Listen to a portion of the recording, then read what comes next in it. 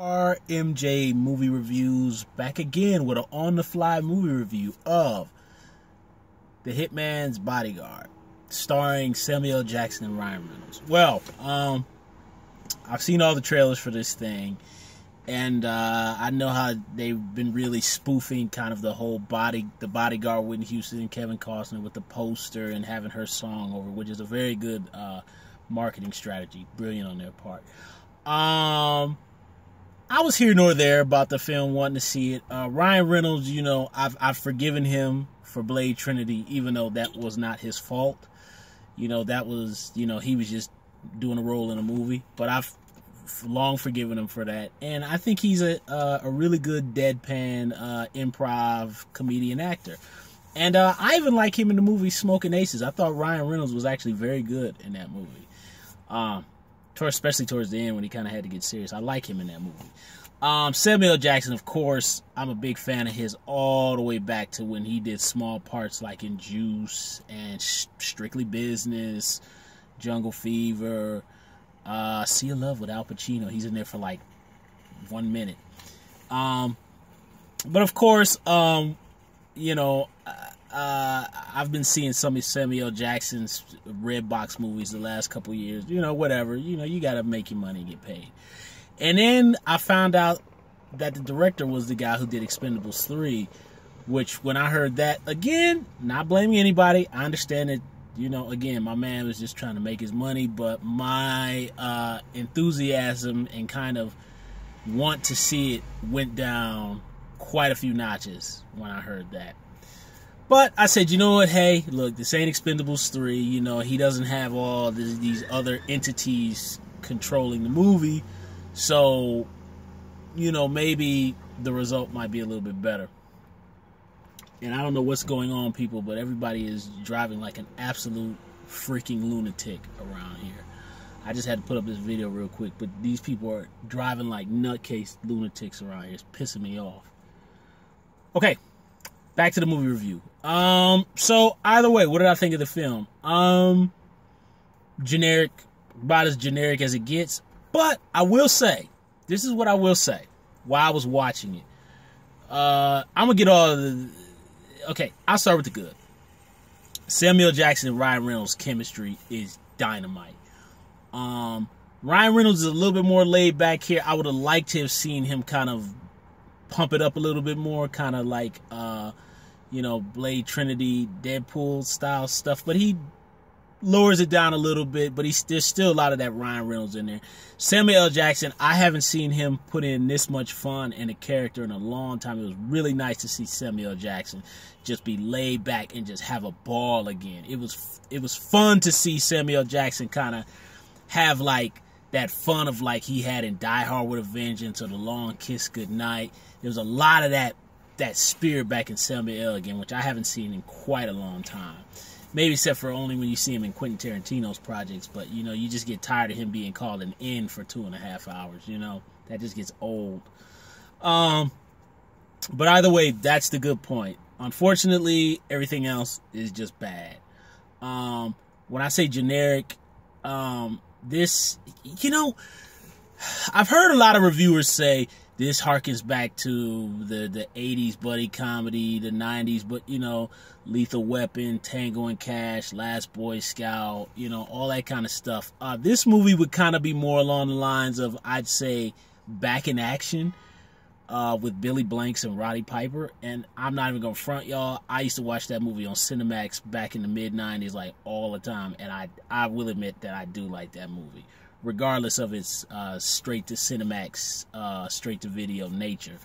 But this movie is more close to that. And I don't know what it is now where another thing about the movie that really bothered me, this is just me, I do not like where they shot this movie, because to me this movie looks exactly like every other direct to DVD. This looks like Expendables 3. It just looks like Expendables 3. And, as a matter of fact, this reminds me of Expendables 3 and, what's that other movie that, Gina, was it the UFC girl who was in, Haywire? And the guy from Kellen Lutz the movie with Bruce Willis. I forgot what the movie was called, but it was a direct to Redbox movie. But this looks just like that. Like, it just has that generic, straight to Redbox feel to it. Like, there are a couple of action. There's 2 action sequences that I thought were fun. There was one where Ryan Reynolds was fighting this dude in the tool shack. So he was kind of hitting him with new weapons. That was kind of the way the entire movie should have been. But it's not. The entire movie is not like that. And then there's a part where there's like a boat chase down the canal. And I thought that was kind of fun. But I don't know what it is about these action pictures now. They just can't. I don't have any problem with them going back to the old school style of 80s and 90s buddy cop thing. That's fine, but they just can't seem to nail that the fun of those movies. Like, it's just either they go too far, and I think part of it too is the balance of, like, kind of the chemistry and the acting and the writing, and also the action and the way the action is filmed. I cannot for the life of me figure out why this shaky cam stuff is not going away. Hundreds of us YouTubers and movie reviewers have been complaining about it for years, and it won't. This thing that they do, and they have to speed up the rate of the film, and it's doing like this, and people are shooting. What happened to the days where the way action in Steven Spielberg's Indiana Jones movies were shot, or the way Richard Donner used to shoot action in Lethal Weapon 1, 2, 3, and even 4, the way John McTiernan shoots action in action films, the way James Cameron shoots action in, you know how James Cameron would shoot action in action films, like some of the action in Terminator 2 or True Lies, the way John DeBont shot some action in Speed. I mean, the way even Tony Scott kind of does that really cutty thing, but Tony Scott, you can still have a sense of, like, where, I don't know what this shaky cam speed up doing the camera crazy thing is. I wish they would stop. I just wish they would stop it and just pull the camera back and let the action breathe.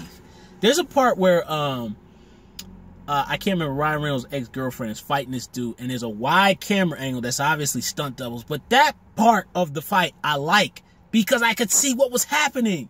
You just let 2 people on the screen go at it. And I do not understand the need for the shaky cam stuff and all these cuts everywhere. I don't get it. It does not help. I just wish they'd stop it. And it just makes the action confusing and not fun. You know? So that's the problem. The fact that they don't even try with the story. I mean, just try a little bit.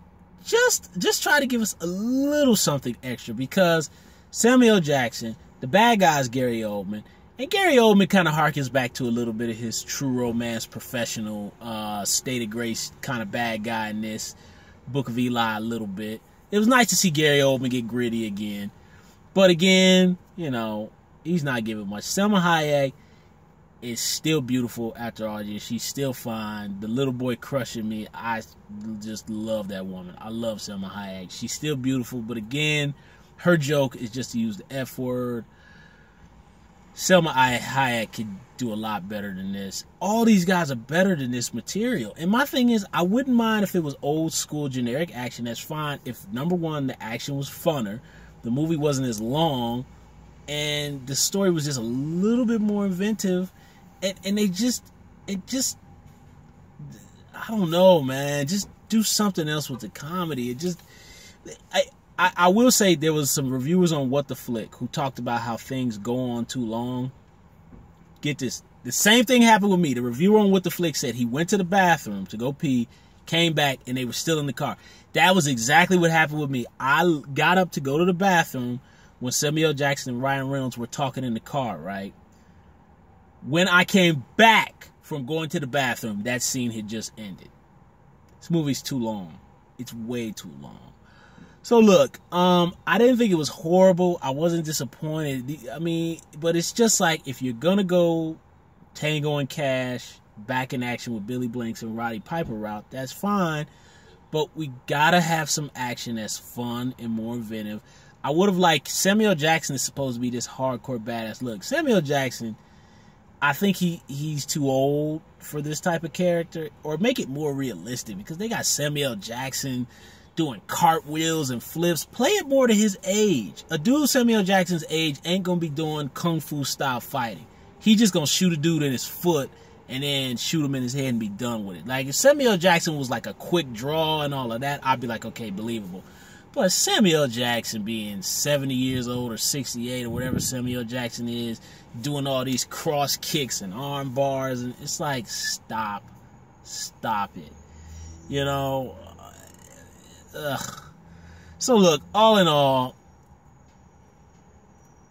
the chemistry between Ryan Reynolds and Samuel Jackson and some of their banter is the only reason to watch it.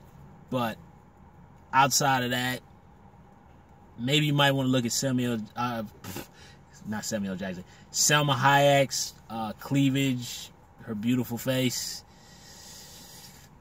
Outside of that, I really can't even see any I don't even know.